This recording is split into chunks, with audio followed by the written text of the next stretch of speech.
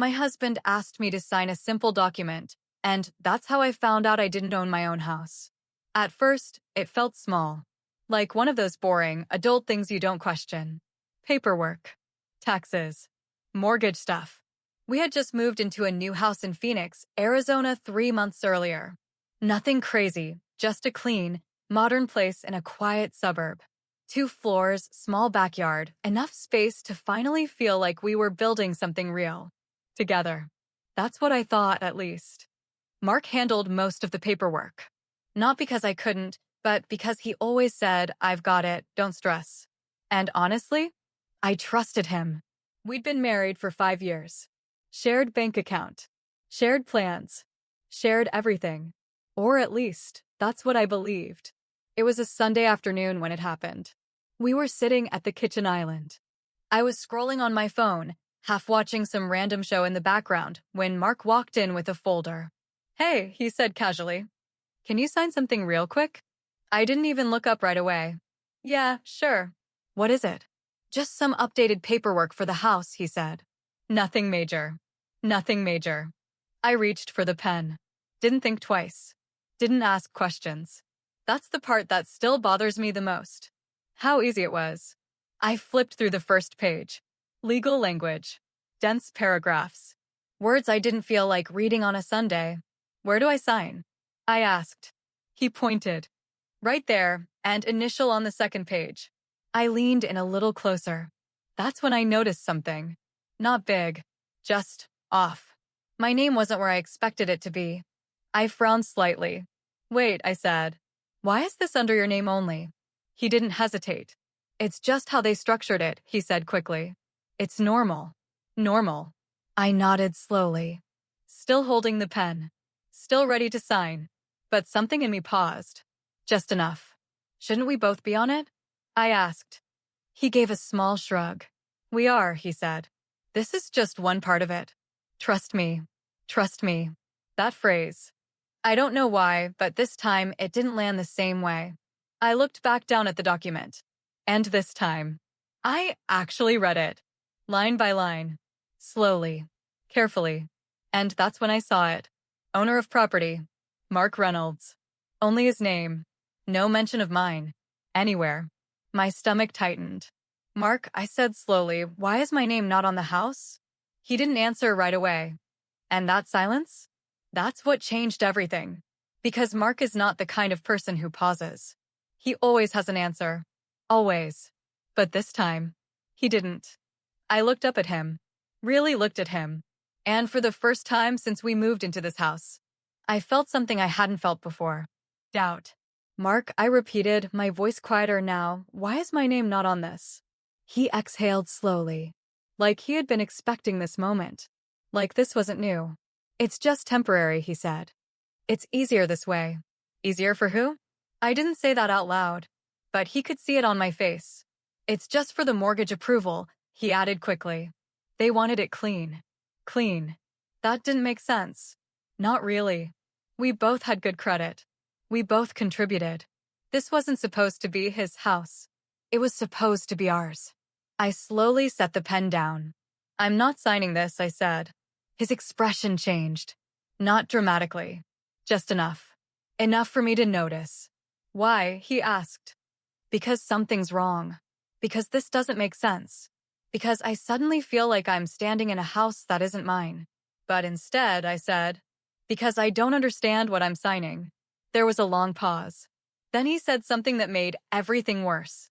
"Then maybe you don't need to understand everything." I felt that. Sharp. Cold. "Excuse me," I said. He leaned back slightly, arms crossing. "I'm handling this," he said. Like I always do. Like he always does. And that's when it hit me. Maybe that was the problem. Because suddenly, I realized something I should have noticed a long time ago. I wasn't involved. I was just included. And those are not the same thing. I looked back down at the document. Then back at him. And for the first time in 5 years, I didn't feel like his wife. I felt like someone who had just been handed a script, without ever seeing the full story. And I had a feeling. This house wasn't the only thing I didn't know about. I didn't sign it. I just sat there, looking at the paper, then at him, waiting for something, anything, that would make this make sense. It didn't come. Instead, Mark stood there with that same calm expression, like this was a normal conversation. Like I was the one overreacting. Emily, it's just paperwork, he said. You're making it bigger than it is. That irritated me immediately. Then explain it, I said. If it's nothing, explain it. He exhaled slowly, like I was being difficult. It's a financing thing, he said. They wanted it under one name for approval. It's temporary. Temporary. That word again. How temporary? I asked. A few months, he said. Until everything settles. I narrowed my eyes slightly. And then what? And then we refinance and add you, he said, almost too quickly. Too smooth. Too rehearsed. Okay, I said slowly. Then show me where that's written. He paused. Just for a second.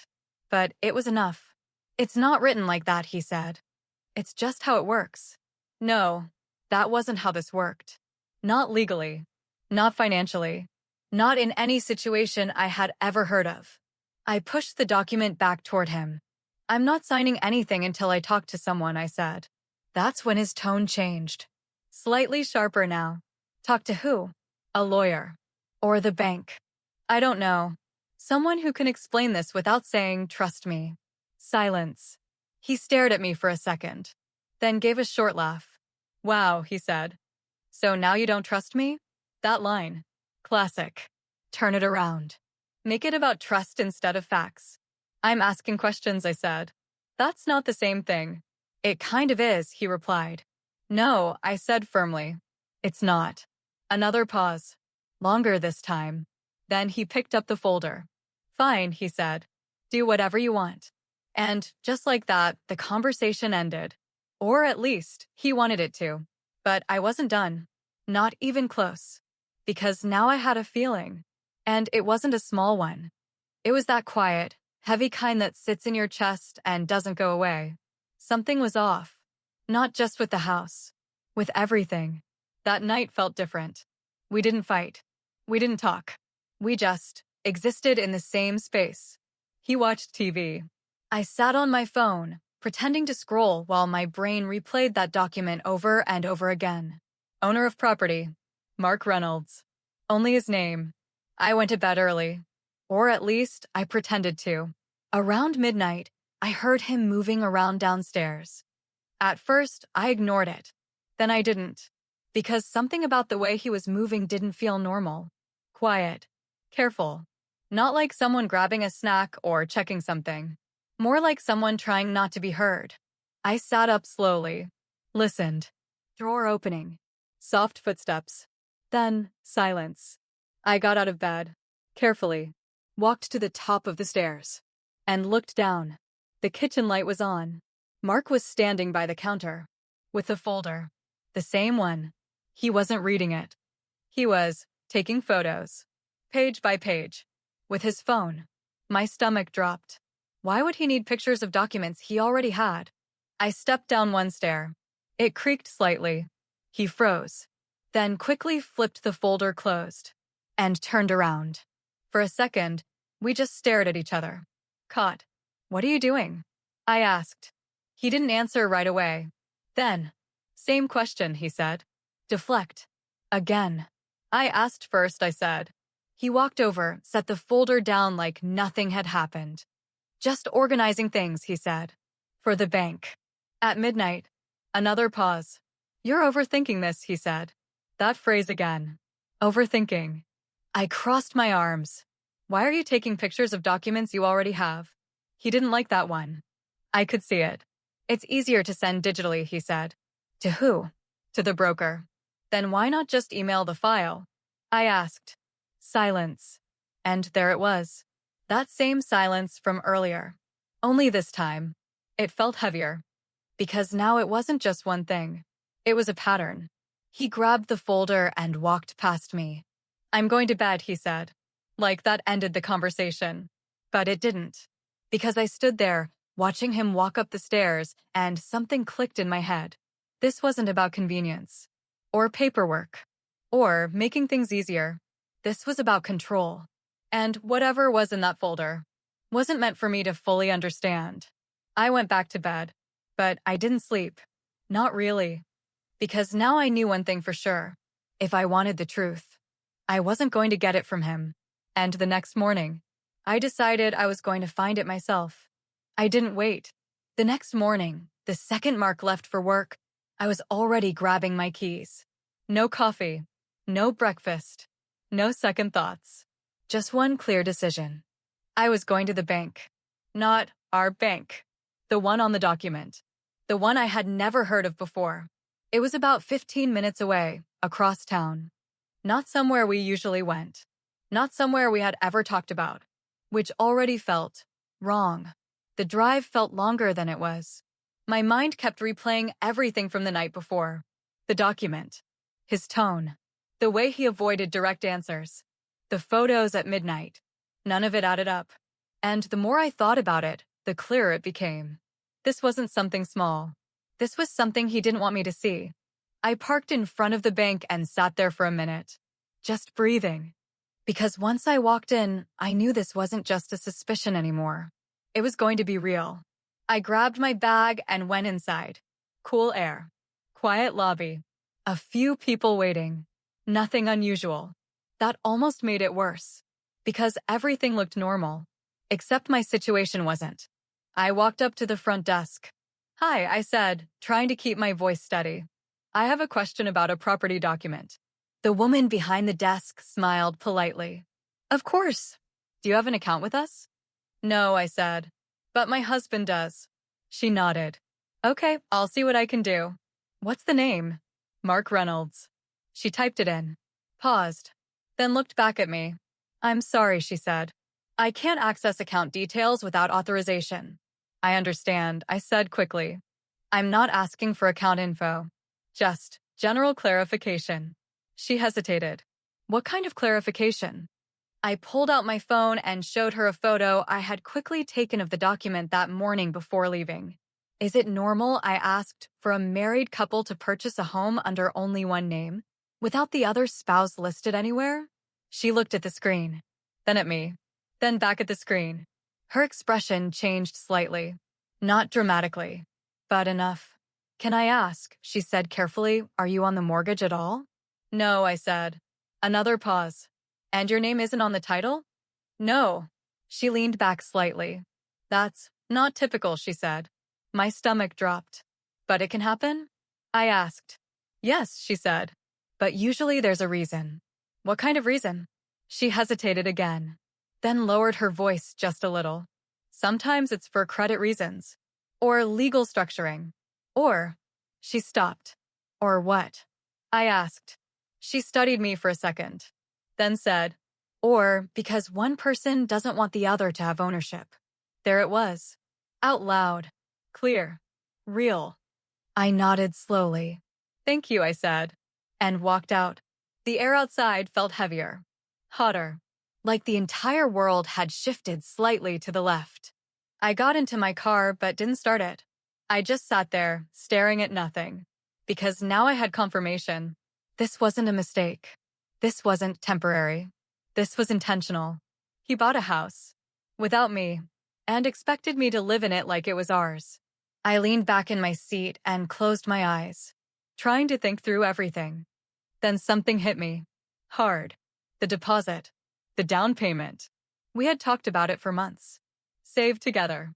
Planned together. He told me we were using our savings. Our money. But if my name wasn't on anything, then where did that money go? My eyes snapped open. I grabbed my phone. Opened our banking app. Scrolled. And that's when I saw it. A transfer. 3 weeks before we moved in. Large. Very large.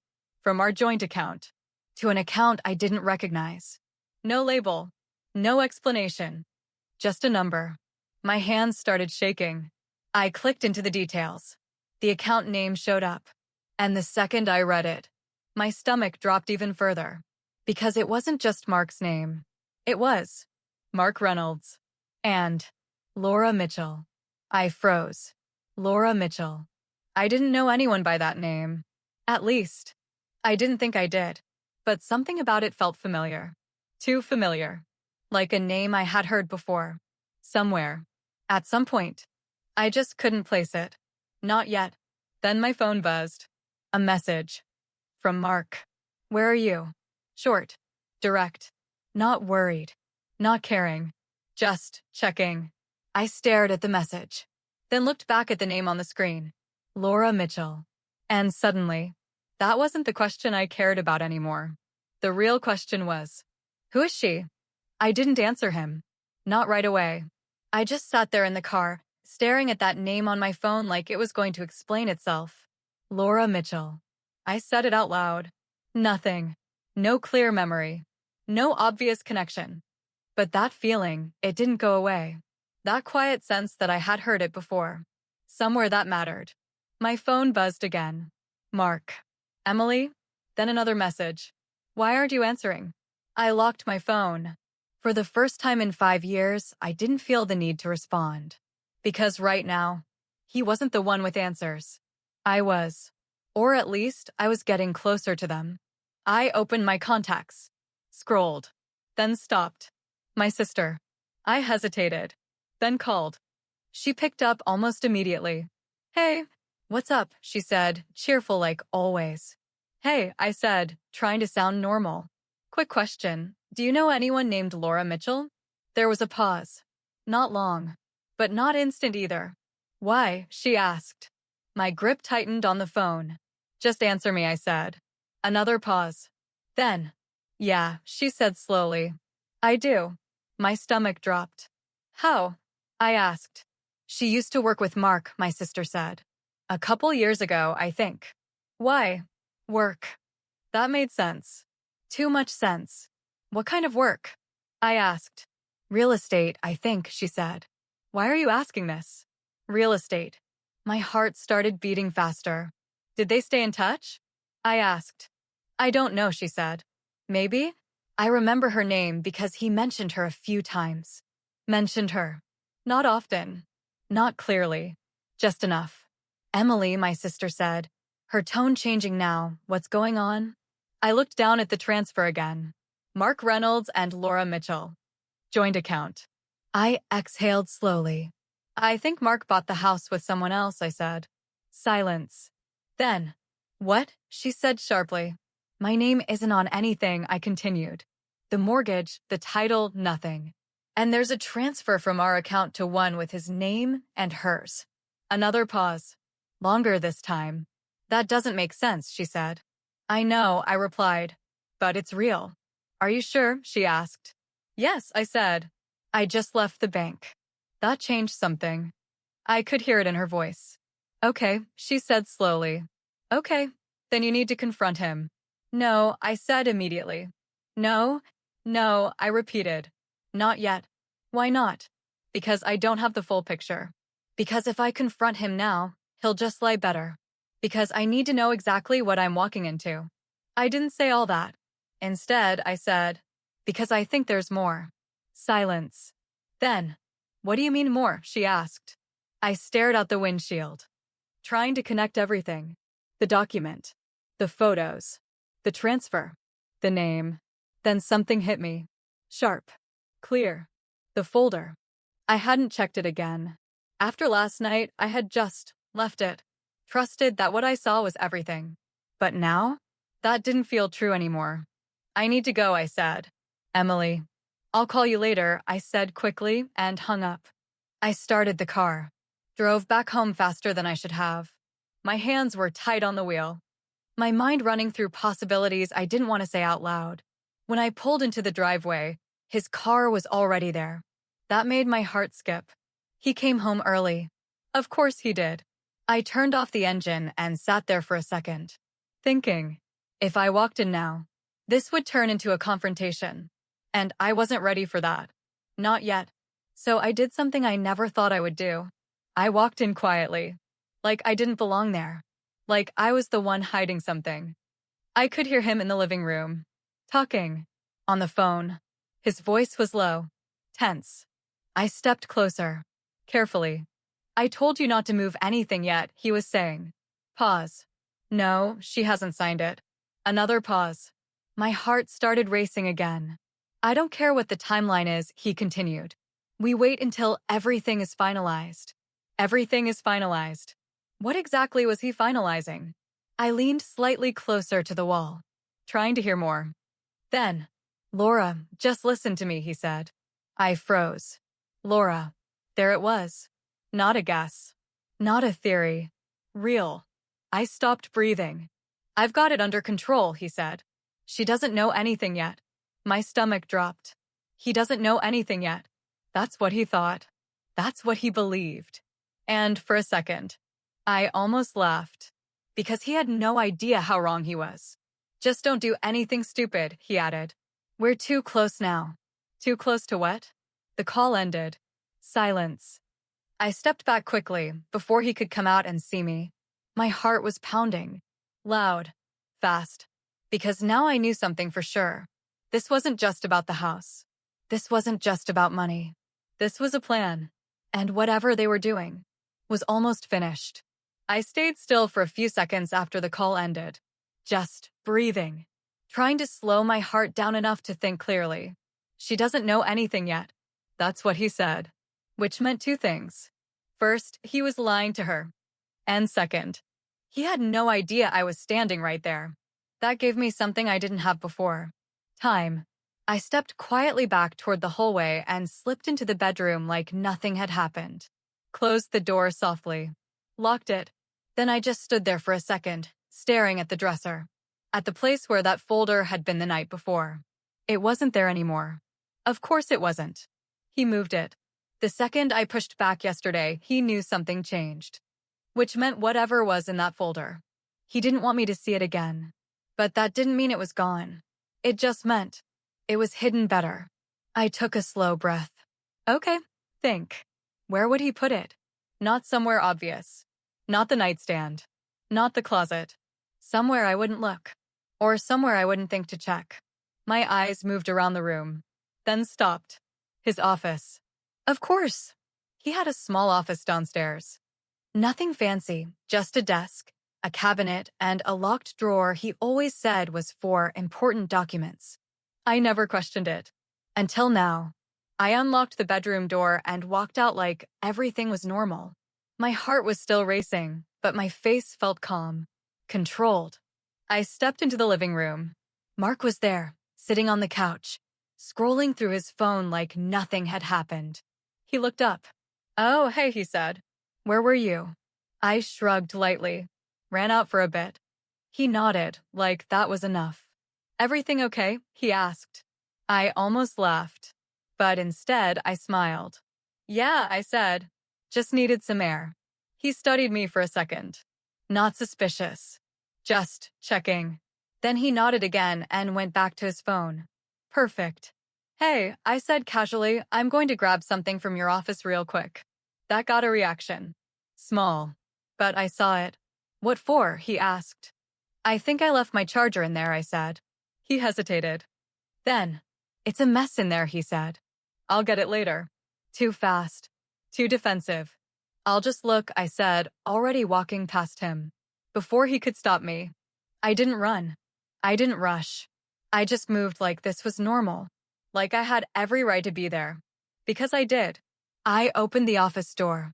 Walked in. Closed it behind me. And immediately locked it. I didn't give him a chance to react. Not yet. My eyes went straight to the desk. Top drawer. Locked. Of course. I pulled on it anyway. Nothing. I checked the second drawer. Unlocked. Pens. Papers. Nothing important. The third. Same thing. Which meant top drawer. I looked around quickly. Where would he keep the key? Not obvious. Not in plain sight. But close enough to access quickly. My eyes scanned the desk. Lamp. Notebook. Coffee mug. Then, under the desk. Tape. Something small. I crouched down. Reached underneath. And there it was. A tiny key. Taped to the bottom of the desk. My stomach dropped. Because that wasn't normal. That wasn't important documents. That was hiding. I pulled it off. Stood up. My hands were shaking slightly now. But I didn't stop. I slid the key into the lock. Turned it. Click. The drawer opened. Inside, the folder. The same one. And something else. A second envelope. Thicker. Heavier. I pulled the folder out first. Opened it. Same documents. Same structure. Same setup. Mark Reynolds. Only his name. Nothing new. Nothing different. Exactly what he wanted me to see. So I set it aside and reached for the second envelope. The one he didn't show me. The one he hid. I opened it slowly.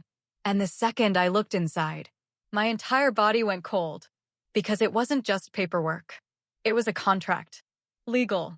Official. With signatures. Multiple. And right there, in bold, was a line that made everything make sense in the worst possible way. Transfer of ownership upon completion of marital dissolution. My breath caught. Marital dissolution. Divorce. I wasn't just not on the house. I was being removed from the life entirely, without ever being told. My hands started shaking harder now as I flipped to the next page. And that's when I saw it. My name. Typed. Not signed. But ready. Prepared. Waiting. Like this had already been planned. For a long time. And then, I heard something behind me. The handle. Turning. The handle turned. Once. Twice. Then stopped. Emily? Mark's voice came through the door. Calm. Too calm. My heart was pounding so hard I could feel it in my throat. I didn't answer. I just stood there, staring at the document in my hands. Why is the door locked? He asked. Pause. Then, open it. Not a request. A command. I took a slow breath, folded the contract back into the envelope, set everything on the desk like I hadn't just changed everything. Then I unlocked the door and opened it. He was standing right there. Close. Closer than I expected. His expression wasn't angry. It wasn't confused. It was calculating. What are you doing in here? He asked. I held his gaze. Looking for my charger, I said. He didn't react. Didn't blink. Didn't even pretend to believe me. You locked the door, he said. Yeah, I replied. Habit. Silence. We stood there for a second. Then he stepped past me. Into the office. Straight to the desk. My stomach tightened again. He opened the top drawer. Looked inside. Then closed it. Slowly. Carefully. Like he was checking something without wanting me to know what. Then he turned back to me. Find what you needed, he asked. I shrugged. Not really. Another pause.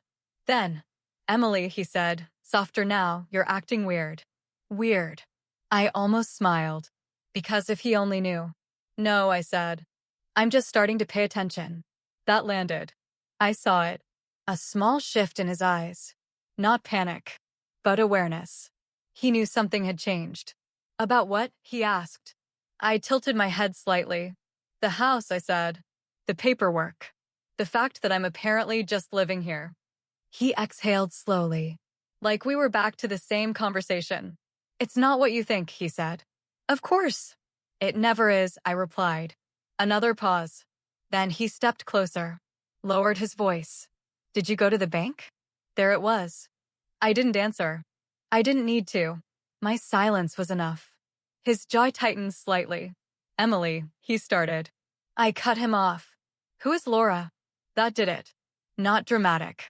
Not explosive. But real. He didn't answer right away. And that delay? That was everything. Just answer the question, I said. He looked away for a second. Then back at me. She's involved in the purchase, he said. Involved. Neutral word. Careful. Try again, I said. Silence. Longer this time. She's a partner, he said finally. My stomach dropped again. A partner. I repeated. Yes, he said. In what? I asked. The property, he said. It's an investment. Investment. I let out a small breath. Using our money? I asked. Another pause.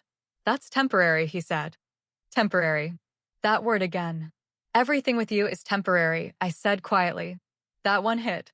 I saw it. He didn't like that. Emily, you're twisting this, he said. No, I replied. I'm finally understanding it.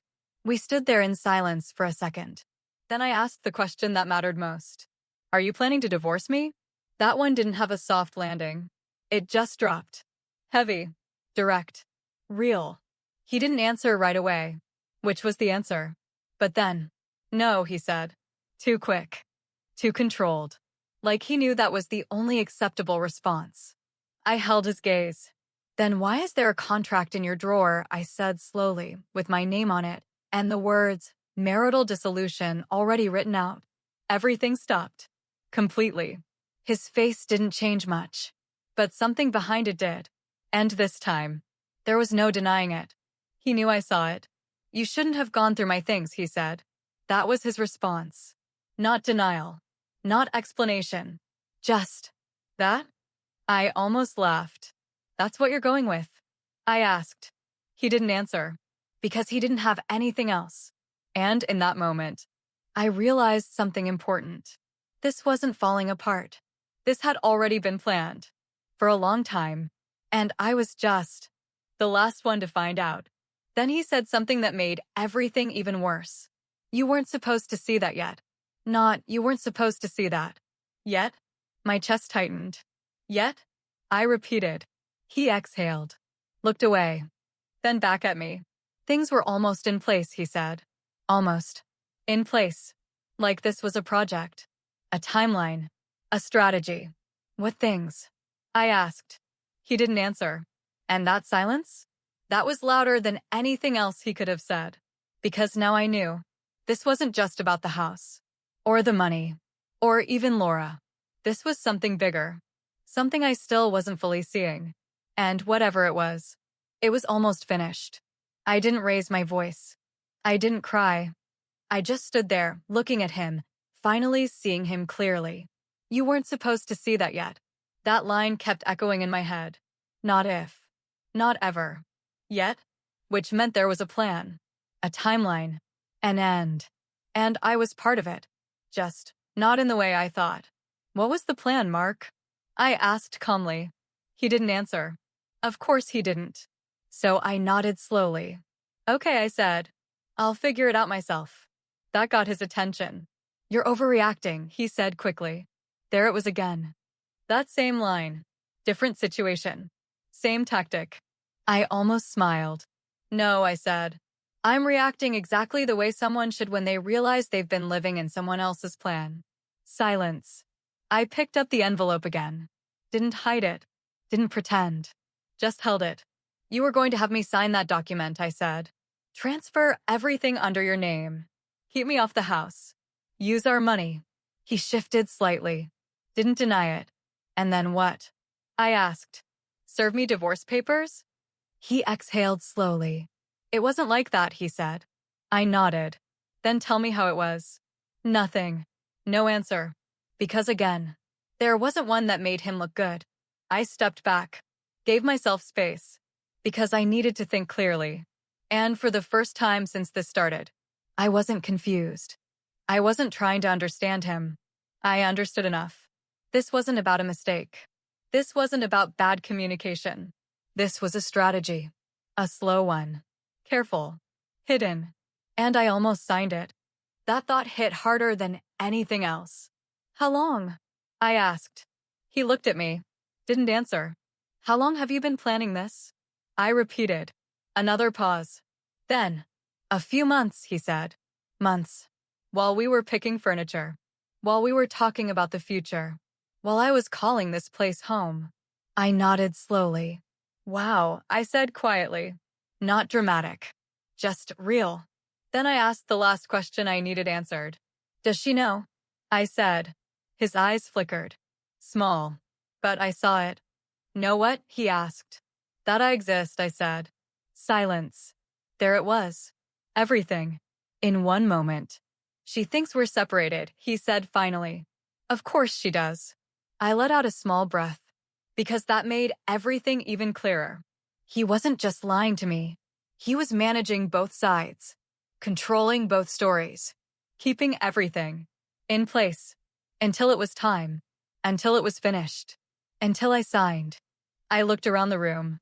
The office. The house. The place I thought we built together. And suddenly, it didn't feel like mine at all. Okay, I said. That word again. Simple. Final. He frowned slightly. Okay, what? I'm done, I said.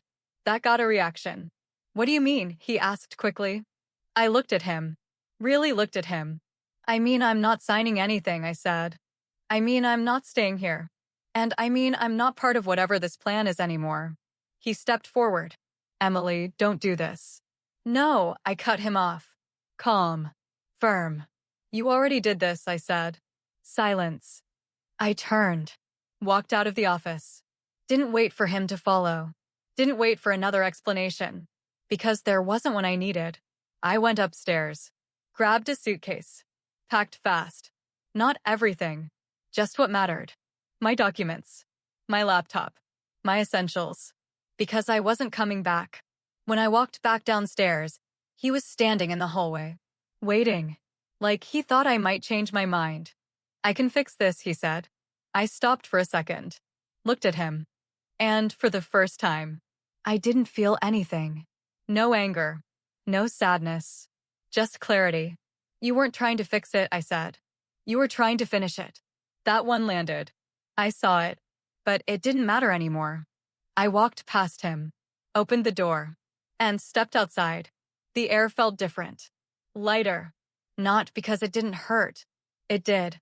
But because for the first time in months, I wasn't being managed. I wasn't being included in someone else's plan. I was choosing. For myself. I got in the car, closed the door, and just sat there for a second. Hands on the wheel. Breathing. Then I started the engine. And drove away. Not knowing exactly what comes next. But knowing one thing for sure. I wasn't losing my life. I was taking it back.